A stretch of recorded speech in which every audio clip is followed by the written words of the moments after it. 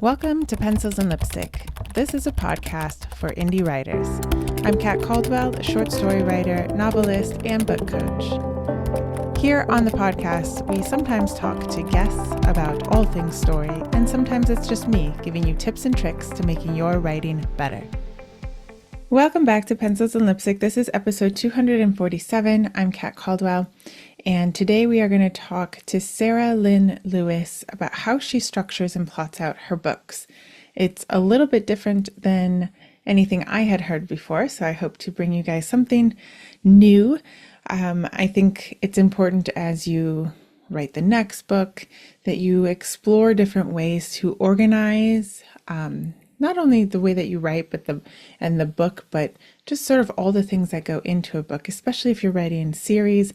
And so I asked Seralynn Lewis to come and talk to us about that. Seralynn Lewis is a contemporary romance writer, and we're going to talk about her books as well. And then we're going to talk about how she organizes herself. She's much better organized than me. So it's always good to learn those things that we're not super high in our strengths, right? So as you can tell, if you're watching, the office is going through I had to do another coat of paint. I think I got the lighting situation figured out. Had to finally buy one of those stupid ring lights, but with only one window here, it gets weird with the lighting. If you've ever watched on YouTube, if you haven't watched on YouTube, know that I put up the videos on YouTube, Pencils and Lipstick over there. If you want to see me, my office, my guests, it's the same show. There's nothing different or new over there. But if you want to support Pencils and Lipstick, you can do that by subscribing, by sharing the show with others, subscribing on whatever platform you listen to or watch. And if you want to support my work, you can support me over at Substack. It's Lessons in Story at Substack. I put different thoughts and ideas over there, especially if you don't like to get tons of newsletters. You can always just check in over there.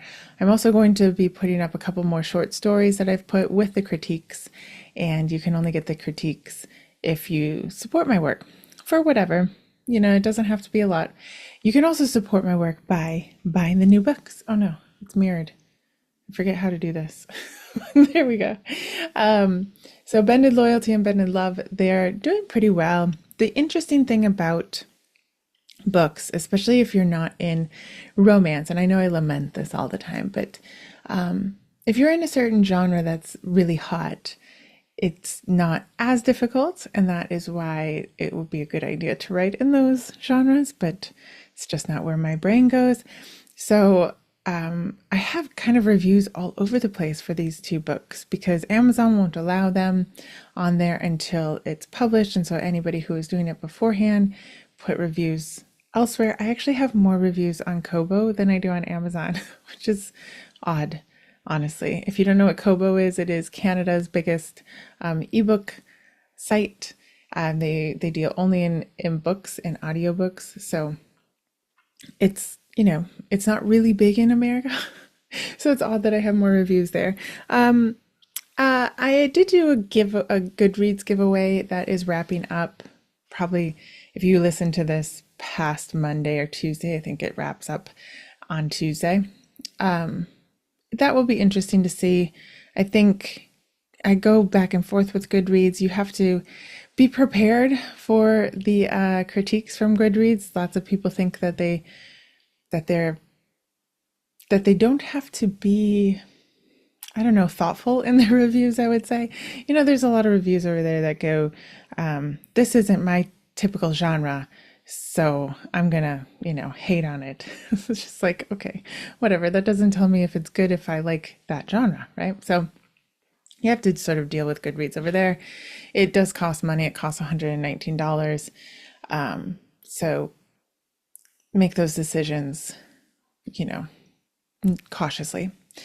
Definitely make sure that your book is well edited, well formatted, that it is the story that you are going to defend, so that if somebody writes a kind of crappy review, you can just sort of brush them off.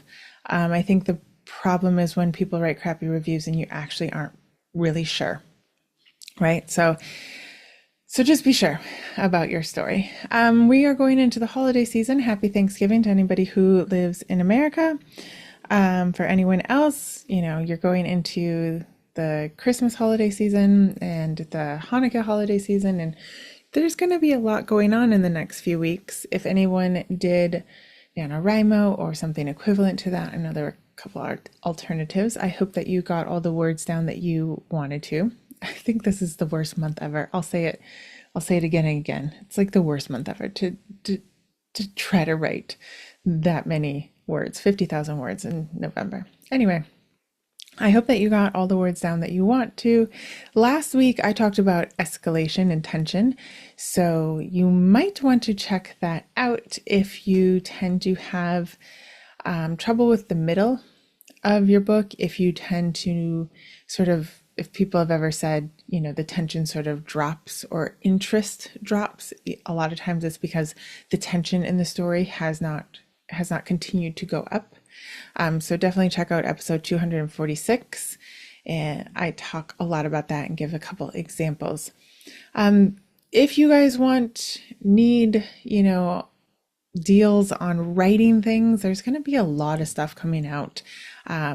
You can get on my newsletter. Most of the things that go out on my newsletter will be affiliate links, but it's going to be all the software and the things that are like Black Friday. If you don't have Pro Writing Aid, Kindlepreneur, things like that, those are all going to go on sale this week, basically. I can put a couple links in the show notes, but it's best to be on my newsletter, but just be aware of those. If you are looking for Christmas presents, I'll be putting the links in the show notes below to this a little store that I'm starting to put together. It has the fun bookmarks that I had for the Kickstarter. It has my hardcover journal. It has a couple of my novels if you want a print copy. Just some fun things, and the ebooks you can get there as well, just sort of putting things together. So I'm looking into, looking towards the future, seeing who we're going to talk to here on the show. I'd like to talk to a couple of people about ads and finding reviews, especially people who aren't writing romance. Because again, there's just it's so easy to find romance readers out there. My whole TikTok is full of them, but we're going to have a couple other people on the show. If you have anybody that you want to hear from, let me know. You can find me at Instagram, Kat Caldwell, author, and the links are in the show notes. I don't know. I have two of them. You can DM me wherever. You can go to katcaldwell.com and just fill out my contact as well if there's somebody that you want on the show, because that goes straight to my email and I look at all of them. So we are going to get into the interview because I think this is a really interesting way that Seralynn has to organize her books. I've not tried her method at all, but I find it just fascinating. So Seralynn is a contemporary romance writer. She has 14 or 15 books out. We're going to talk about her latest book coming out. She and I met at Brian Cohen's self-publishing conference in October, so it was really great to meet her there. I will have links to her website in the show notes below, and be sure to check out her book. This latest one is based on the love story of her grandparents. So if you like historical fiction, historical romance, I think that you're probably going to want to check out that book. But without further ado, let's talk to Seralynn Lewis about how she organizes and writes her books. Hello, Seralynn. How are you doing today? I'm doing well. How are you? I'm good. We've already been chatting, but we're going to hit record and we're going to chat with other people about writing. So you and I met, a month ago now only? About a month ago, yeah. It's a baby friendship. Yeah. But it was really fun to get to know you at in Chapel Hill at the self-publishing. Oh man, now I forget what it was called. Conference, Conference? self-publishing conference. Oh my Yeah. gosh. Okay, so we met at a conference. And you and I were talking about writing, as writers do. And so I wanted to have you come in because you have a very curious way to me on how you organize your books. But before we get into that, could you tell us a little bit about what you write and what kind of books you write and all of that? Well, I write contemporary inspirational romance for the most part, but I also have a series of Sweet and Clean romance series, and it's a Christmas series. And I just finished a historical romance that's based on my grandparents' love story. So I Yes. finished that, but I have tons of projects list in my futures projects folder, and those are all contemporary inspirationals. Inspirational. Are they Yeah. all going to be romance or are they kind of Yeah, no, they'll all they'll be all be romance? Okay. So for anyone listening who might not know, what is inspirational versus sweet and clean? Um, inspirational has a type of spirituality to it. Most of the time I like to say Christian, but people don't want to hear Christian, so they just say inspirational because it's a little bit better. But always bring in scripture verses. mhm, In the Sweet and Clean, it's there's no spirituality, although the morals are there, right. the difference between good and evil is there. So that's kind of the difference for me.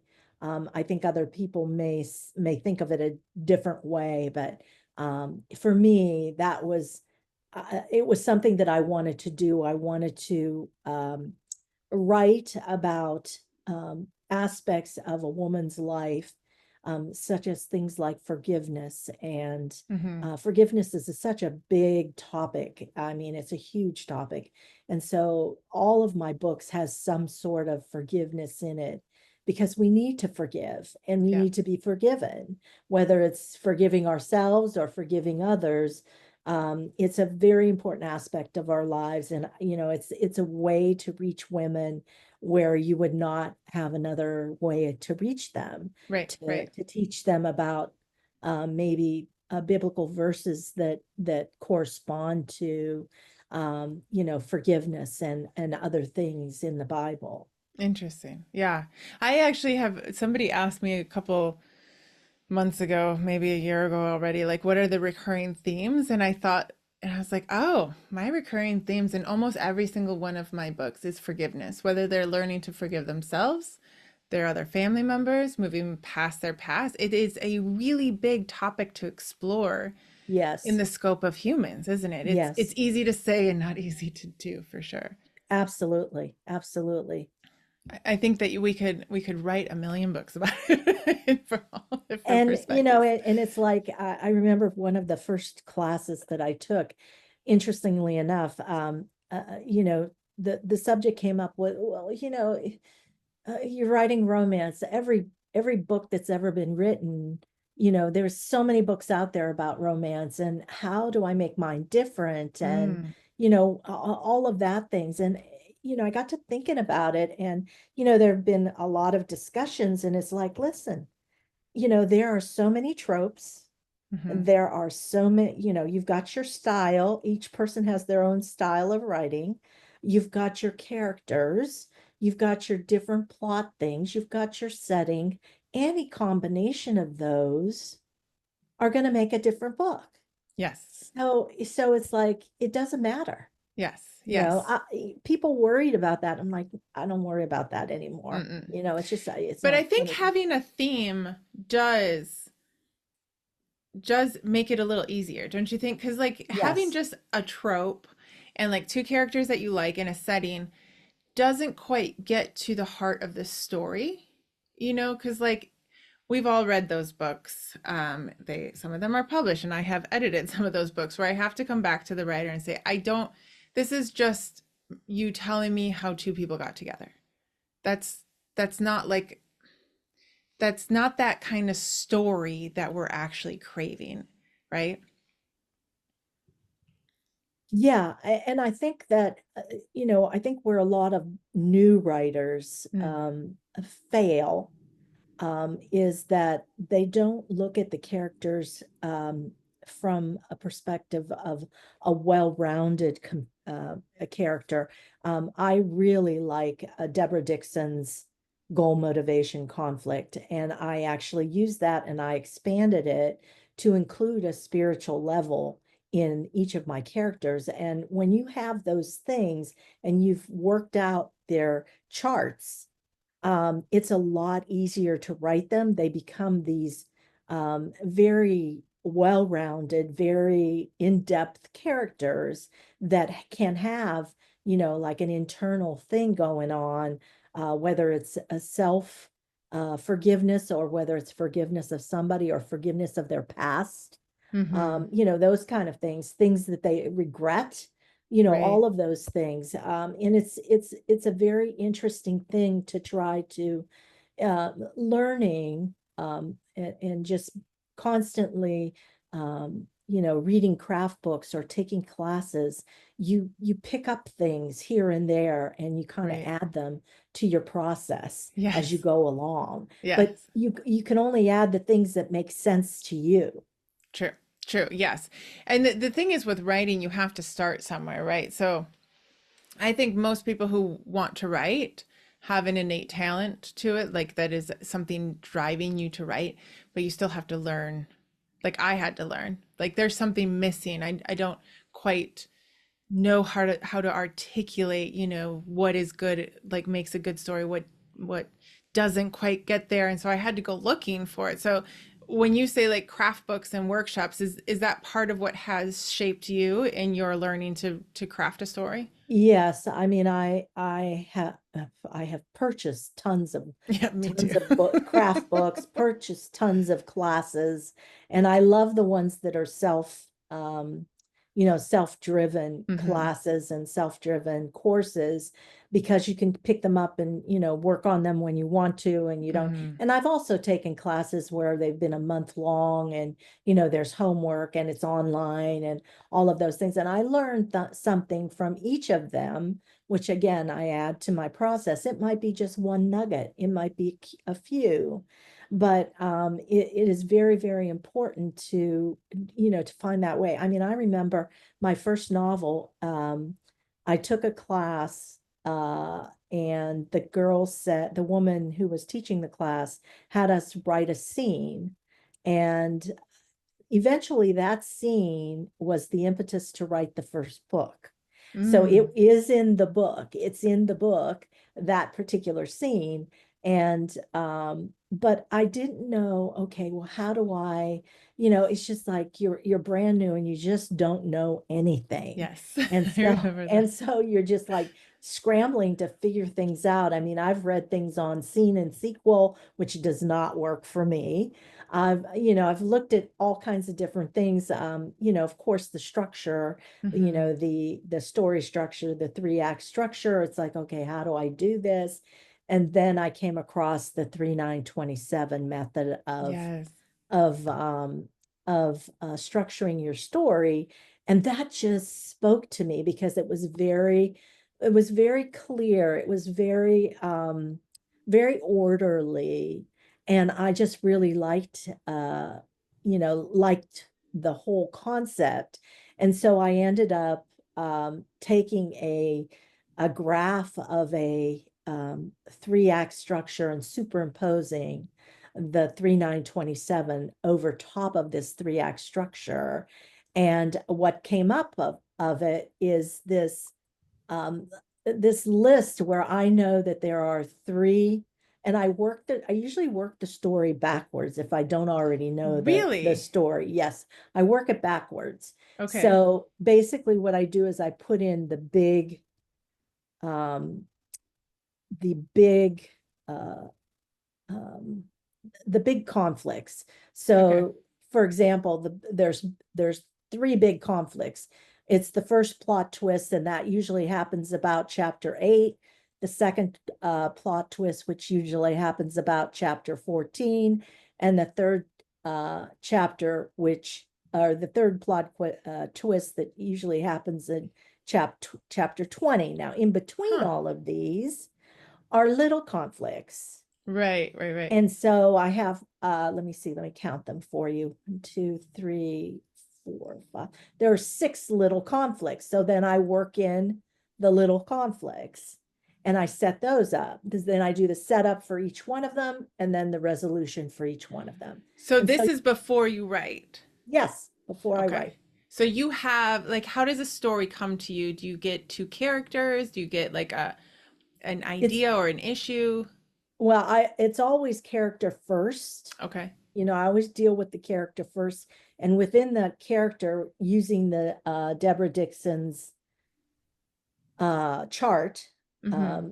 that's where you come up with the main themes and stuff. And then I So have something, do you work those out first with the characters, yes, like the goal, yes, motivation, and conflict of the character, and then you yes, go to move to the story? yes, Interesting. Okay. yes. And those are just the two main characters, or do you do all of the like every side character? Well, I just recently started, which not with my grandmother's story because I already knew what was going to Yeah, happen you in that already because know. I know the story.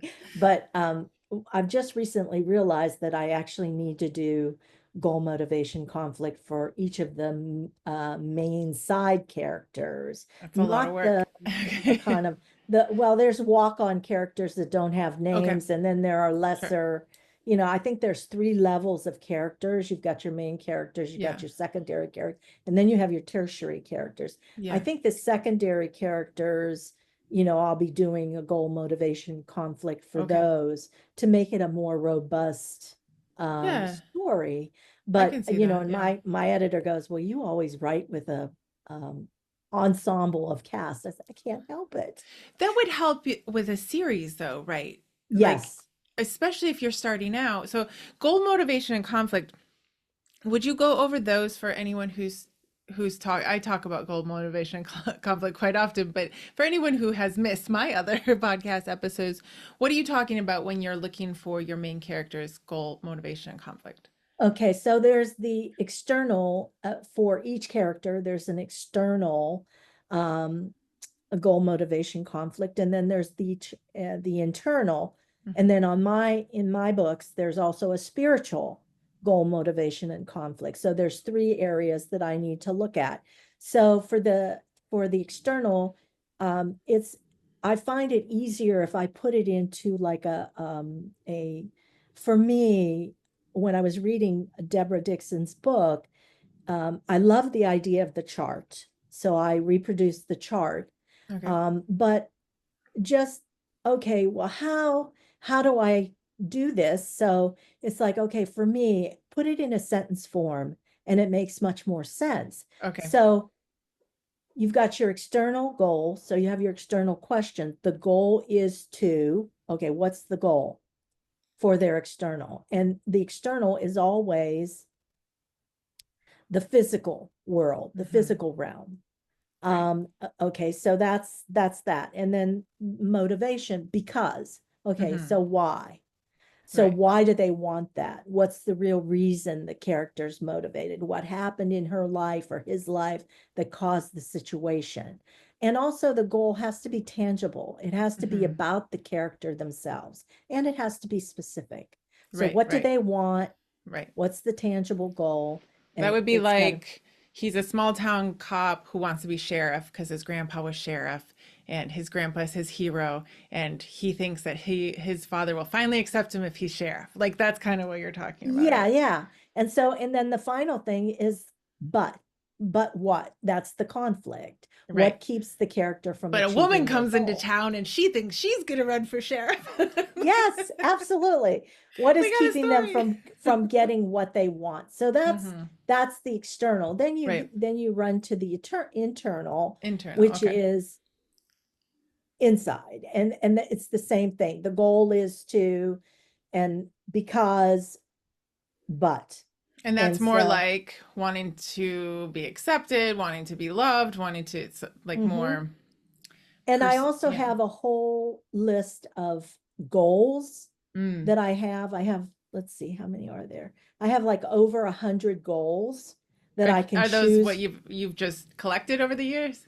Yeah, I've collected them. And then I have a whole list of character traits that Nice. I go through and say, okay, let's make him this, that, or the other, positive and negative. And so I Yeah. have all these traits sitting there. And Right. so that just works into, Okay. into the goal, motivation, conflict. So those are Yeah. the first two things I do is I go through the goal list, I check the character traits, I do a character, well, afterwards I do a character interview.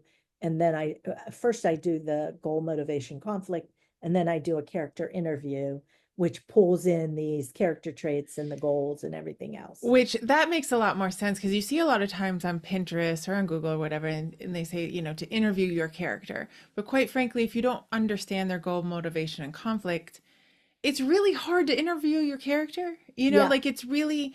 So, one of my theories is that people have such a hard time developing their character because they see them already they see them in their heads as already having gone through the struggle, like they see them in that very good, they've gotten through the struggle, it's the hero, right? They already see them as a hero. And that's one thing that you'll find a lot as a new writer is stop making your character so likable or so perfect or so, they'll sort of use that terminology. But your method of finding that goal, motivation, and conflict, yours, lots of people do this, but it kind of keeps you from making them too perfect, right? right, right. Which, Because you have to give them some negative characteristics, and you got to give them some positive characteristics. right. And those negative characteristics are what are going to define their character arc at some Yes. point, Yes. and then as far as, I started out when I first started doing this, my first book, I think I had like 300 interview questions. And it was just Wow. like, no, I can't do this anymore. So I broke it down into phases of character conception, character development, and there's like maybe 18 questions for the character concept, and there's for the character development, there's maybe another there's like 30 questions for that. And then the character classifications, and that there's like 25 for that. So I whittled it down like by 3/4 at Yeah. least. So Yeah. there isn't as much. And I have it on a chart in a workbook, and it's my planning workbook, basically what it Hmm. is. And I use the same workbook over and over again, and then I tweak it at the end of each book because I change things as I go Of along. course. It's a process. It's a It's a work living in process. document. Yes, it is. It's a work in process, but Yeah. I've got it to the point where I've got my outline in there, I've got my goal list, my character traits, I've got my editing workbook in there. I mean, there's so many tabs that I had to prepare an index at the beginning of the workbook so that I could get back and forth between the tabs without, scrolling through all of the Right, right, tabs. right. So this is something that you started, like at what point in your writing process did you realize that did you start right away with something this organized, or was it how many Um, books in?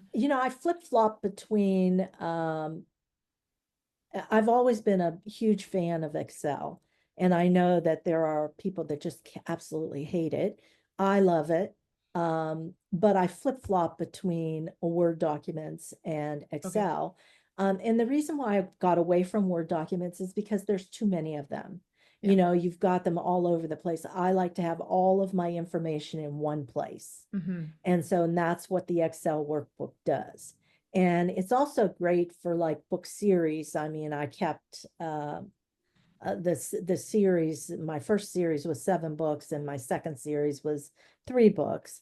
And so I kept this workbook that was just a series workbook, Right. over and above the book workbook, the Yeah. editing, writing, and I editing can workbook. imagine. You got to remember everyone, right? And what they Yeah, did and who they yeah, are. well, yeah, and one of my processes for editing is I go through each chapter and I write down, okay, who was in this chapter? Did they have, were they just mentioned, or did they have dialogue? and I have a workbook that shows me each person and where they appear in each chapter. And there's a reason for it, Yep, because if I ever have to go back and figure out, okay, what was this person like? I can go back to each one of those chapters and read about each person and then say, okay, now I remember who this chap, because you're going to forget, of course. especially if they're a side character, because there's It's just too weird how much we many. forget what we write. I mean, I Yeah. find it very strange, but it's true. We Yeah, forget. and so it's kind of a fun process, but I've actually this past time, my grandmother's story, I've actually used AI to help me look for all the characters in the thing, so it would save time rather than reading through the whole story. Yeah. I had it save me time, and now I just mark up my workbook with okay, this person was here and he was spoke here and he had dialogue here, and it works. Yes, it does. And like it, it's like so a lot of writers are probably on that spectrum of like resisting organization, right? Like I was there for a little bit. I think you've always been very organized, but I'm like, oh, I don't want to be, I'm just a free spirit. But the truth is, like, if you don't organize it somehow, some way, you are going to forget. It's going to be harder to write series. You're going to get stuck. Life will happen, and you will have to like set the manuscript down for a second, and then you'll have to come back to it, and you will not remember what's going on at all. Yes, yes, that's exactly right. I took one of the first courses that I took was my mentor, Jerry Jenkins, who wrote the Left Behind series. And he has a course called Your Novel Blueprint. And that particular course only comes out, he only allows so many students every year to take that course. And one of the things he said was, I recognize that there are people who he says, I generally write by the seat of my pants. So Mm. he's a pantster. He said, but Hmm. what you don't know is that in my head, I've already done all the planning. Yes. So he has 195 books under his belt. So Oh yes, my he could do gosh. that. Right, right, He right. could do that in his head, but for Hmm. somebody new, you just Yes. can't do that. So you hear people say, oh, I'm a pantster. Oh, no, I'm a plotter. Well, I like my version of it. I'm a planster is what I I like like that. to. I like I'm a that. planster. And Yeah. basically, as I plan my book, and I do have an outline, but the outline is very minimal. There's just a few things in the outline. It's the POV, it's the season, it's the setting, and it's two or three, maybe a maximum of 3 sentences of what the scene's going to be like, Hmm. what's going to be in the scene. Yeah. And by doing that, when I open up that Word document and I have that, what it is, it, because I do my outline in Excel, Hmm. there's a little table at the top of each of the chapters that shows these things. So I have that to go by, and then I can just start writing.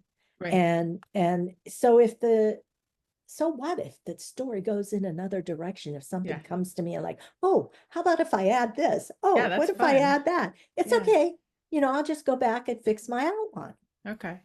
So So I think most people could understand that you already have the like main conflict, but you said you have 27 chapters and then like 9 sections. Is that how that goes? 9 blocks. Nine So there's blocks and nine then blocks three of act. three chapters, Okay. So you have, and then you have three like conflicts. So the three first main plot conf twist, big, yeah, three main ones. Okay. So the I big think ones. most people will understand like one main one. So what do you mean exactly by like the first plot twist, the second plot twist? Well, the first plot twist is well, then you have the inciting factor, the inciting, Mm-hmm. True, um, true, true. and that comes in chapter 2. So that's what I would consider a small Yeah. conflict. That's the bang into the story, right? Like, That's why the are we bang writing into this? the story, right? But like the first conflict is, okay, what's going to happen that's going to drive the rest of the story up until the middle of the story. Okay. And then you have another big conflict, which is, it could be anything. It could be For example, in my grandmother's story, she has a falling out with her father. And Okay. so, so it was a big thing, Right. you know. And then you get to the third conflict, and it's like, okay, well, what can that be? And Yeah. I just, I have to think about it for a while, and it takes some thought. I mean, Yes. you just don't sit down and bang this stuff out. I try You to have tell to people think. that. Like, we have to think a lot about our stories. We really Yeah. should. Yeah. It's interesting, though, that you're writing romance. And I think and the conflict's not always between the two love interests, because I think that's one mistake ish or like corner that sometimes romance writers write themselves into, which, comes with the like miscommunication trope in 2024, which is like, guys, come on. Like, there's so many ways to communicate with each other. But I think it's because they constantly think the conflict has to be between those two. But it sounds like you don't think so. No, I don't. My stories usually have, um, generally speaking, I write with a hint of, uh, a dash of suspense and a hint of Ooh, mystery. So okay. there's always that element in there. And so there's an underlying thing that's going on throughout the story that I can use as As part of the little conflicts. right. And usually sometimes it's relational conflicts with other characters. Yes. Sometimes it's oh gosh, Is it ever let me spiritual or cultural? yeah, spiritual, cultural. For example, in the second book of the Women of Worthy series, she actually loses her memory. And Oh, so part wow. of her, one of the biggest conflicts in that story was she misinterpreted who the guy was that took care of her when she lost her Right. memory. And Right. she Oh, thought he was one person when he was really someone else. So that's that a was a nice huge, conflict. Yeah. yeah, it was an eye opener. And I mean, she just went crazy, and just and then you've got your secrets, the secrets Mm-hmm. that they hold from past things that have Of happened. course. And so you have a whole wellspring. Once you've developed your characters, you have a whole wellspring of things that could Yes. become conflicts. Yes. I think it is really key, this developing your character and spending time on your characters. Like, I keep talking about it, and I hope listeners aren't tired of me yet, but I think it's really eye-opening when, especially if you're a beginner writer, even if you've written a book. Like, I work and talk with a lot of writers who have kind of my story, where it was easy to write the first book because you're sort of driven by just like, you just sort of figure it out, because I think you do have this intuitive feeling if you're a writer, right? But if you actually want to write series and have a sustainable business on it, you've got to keep writing those books, right? So you have to keep coming up with these stories. And I hit a wall where I started having a crisis of like, well, maybe I have no imagination, like, how can I not come up with this? And it You wasn't know in, what? I don't think you're alone. I think a lot of writers yes, think that way too. I it's mean, it's a lot of I said, pressure, well, where's right? my imagination? What my imagination? And of course, my husband, God bless him, he's read every story that I've written.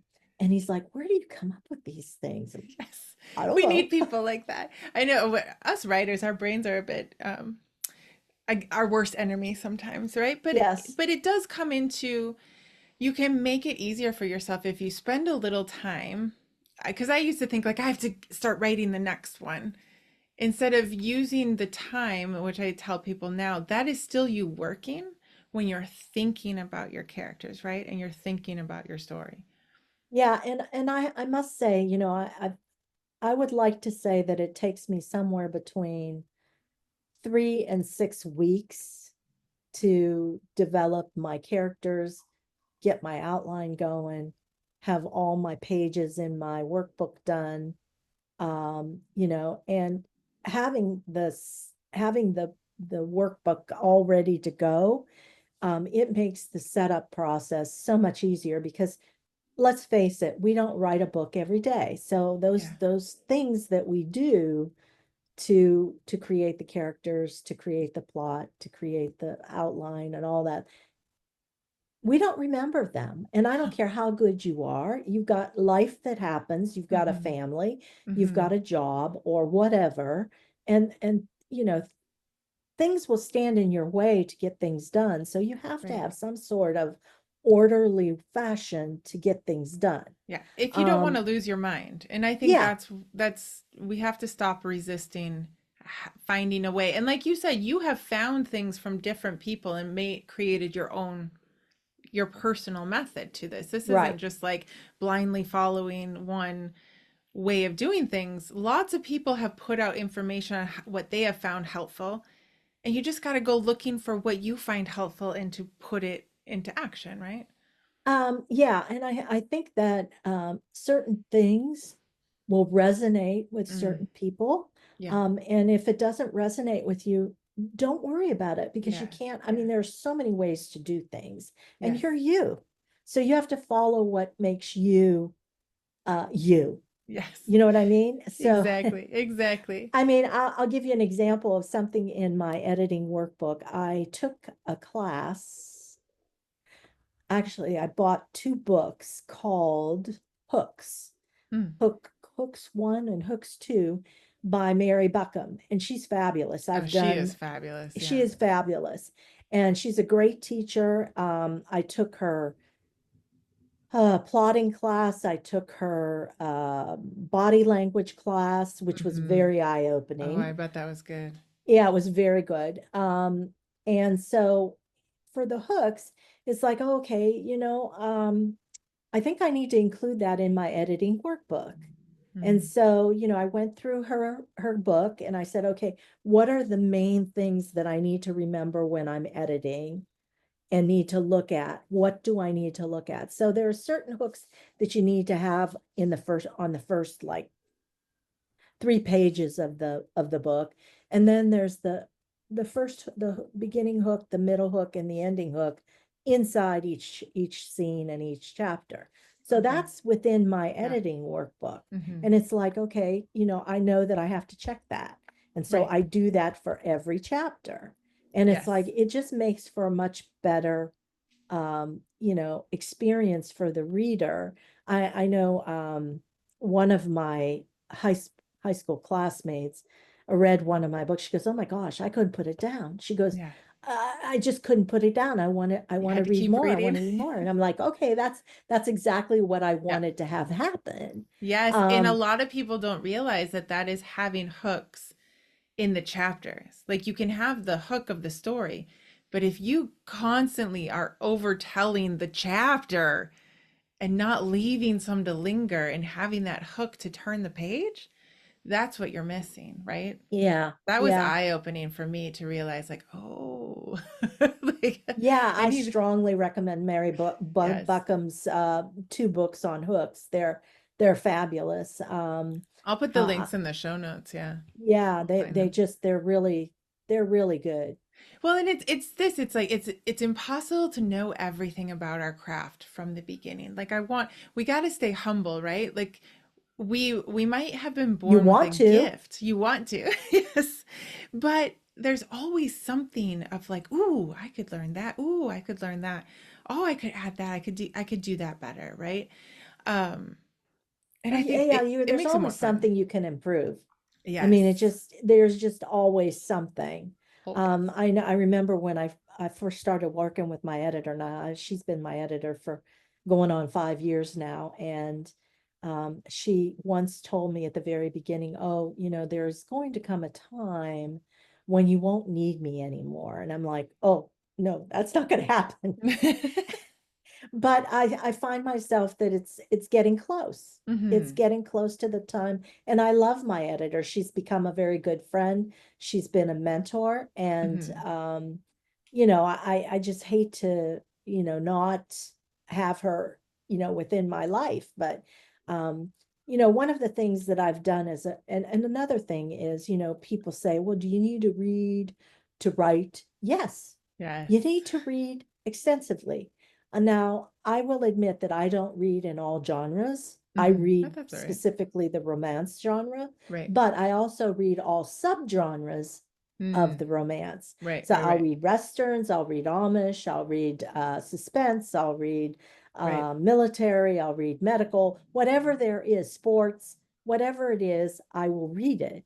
right. And I've learned a lot from other authors, just Yes. like just certain phrases you'll pick up and say, oh, that's kind of cool. I can Yes. use that. Yes. But it's like they don't want to read, but they want to write. It's like, how Yeah. does that work?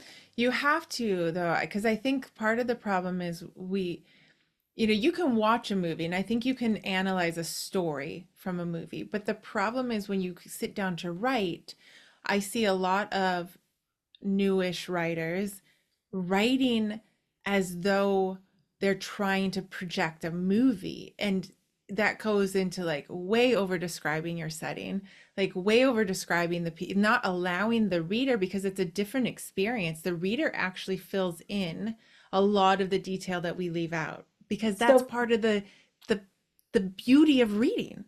We well, don't want so, to be told everything. and that's so funny that you should say it, because one of Jerry Jenkins's big things, he said, engage the the theater of the reader's mind, Yeah, which I yeah, love that. And so I'm very careful not to over describe exactly. my characters, to allow them. And it's funny because one of my first books, I said to my best friend, always is my alpha reader. She reads everything that I write.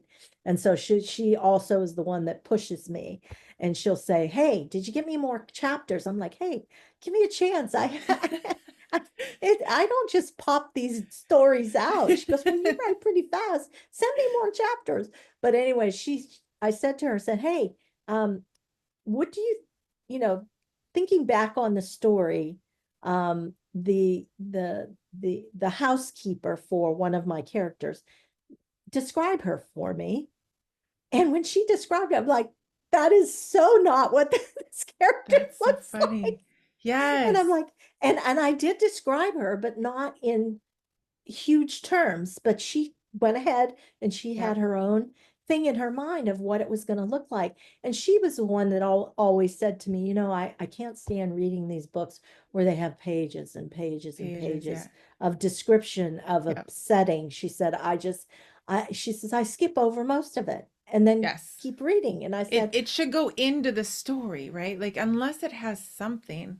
yes, yes. And so I always keep it to like a paragraph, Yeah. maximum a paragraph and a half and I try to fit it in, Yeah. as I go along, setting Right. stuff. But, it comes with, you have to read, you have to read, you have to read. Yes. And you And have to and then the respect the other thing, reader that way too. I don't think if you don't read, you don't know how to respect a reader. Like what is a reader looking yeah, for, right? And yeah, even in that same sense, right? right. And then you have the other thing is if you're a writer and you have something you've written, maybe a chapter or two or something, it's always great to have a critique partner, because Mm, that critique partner will see things that you didn't. yeah.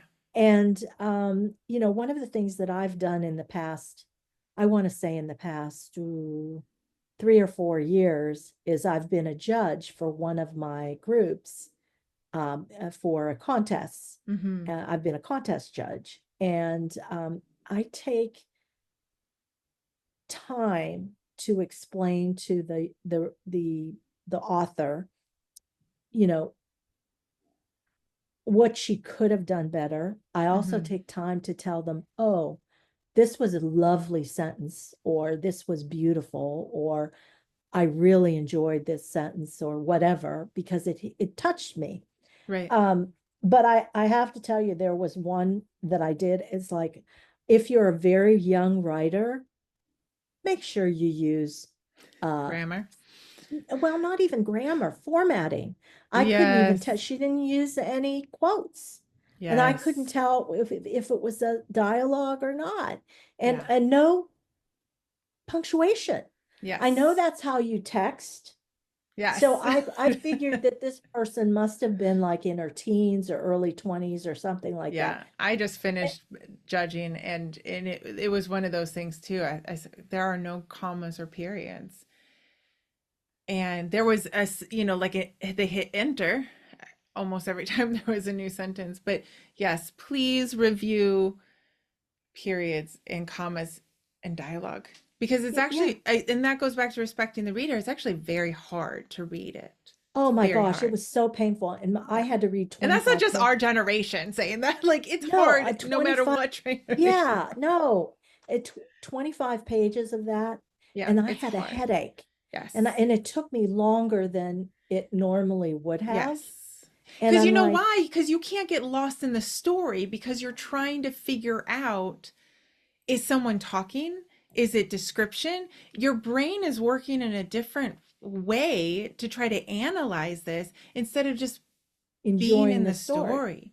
And that is not what you're trying to do as a writer, right? Like, Right. you're trying to let somebody get lost in your story, and so you're actually distracting the brain. Their own brain can't relax. We don't know how to do that as Yeah. humans. So Graham, yes, that's very important.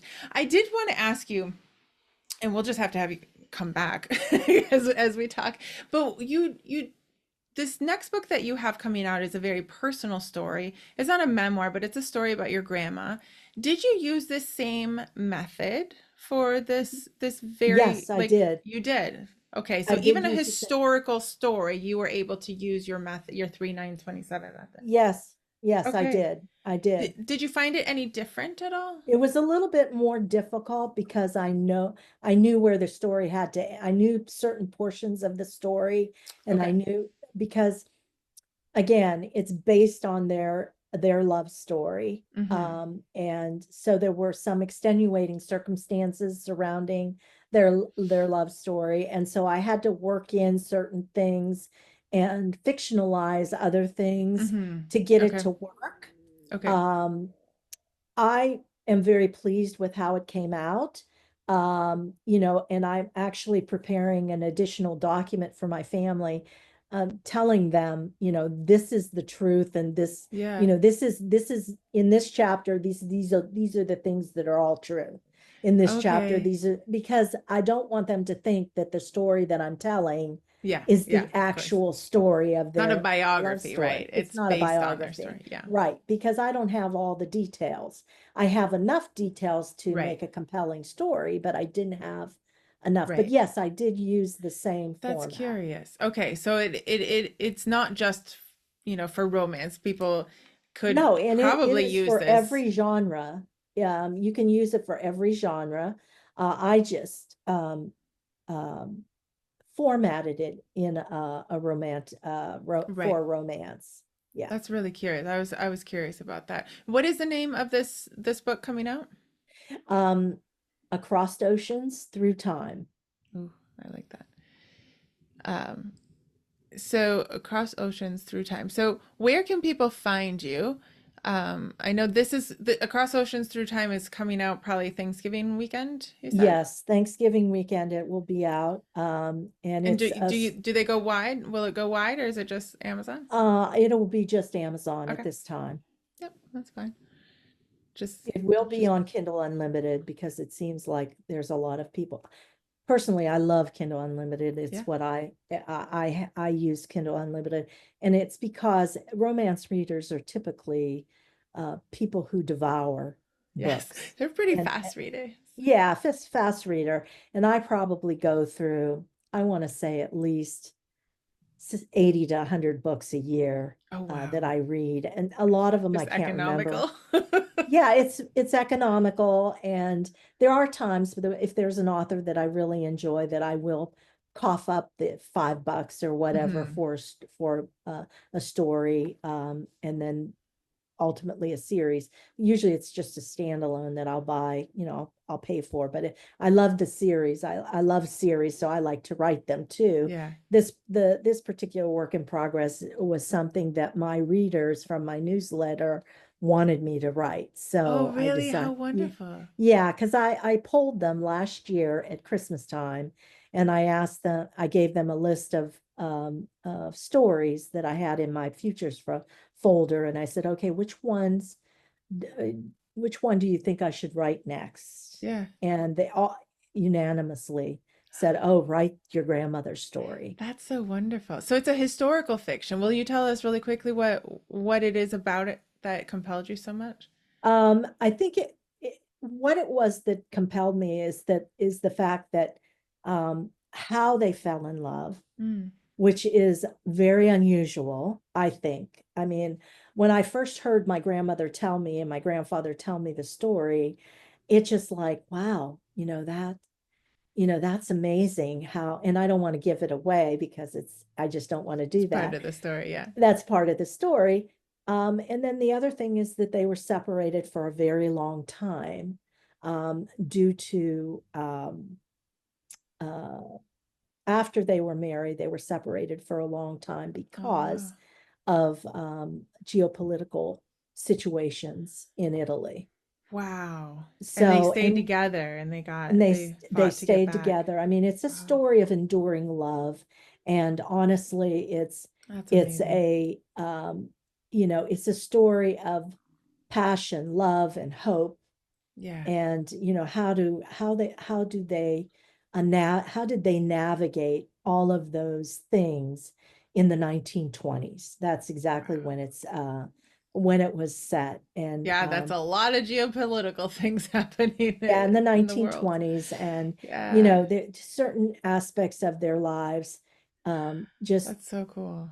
showed up. And the loss of loved ones, Yeah. and things they didn't know. For example, my grandmother didn't know she had other siblings.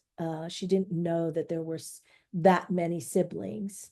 Um, Wow. and she knew that she had that many siblings. What I'm trying to get at is she had never met a Met lot them. of her siblings because they had died before she was born.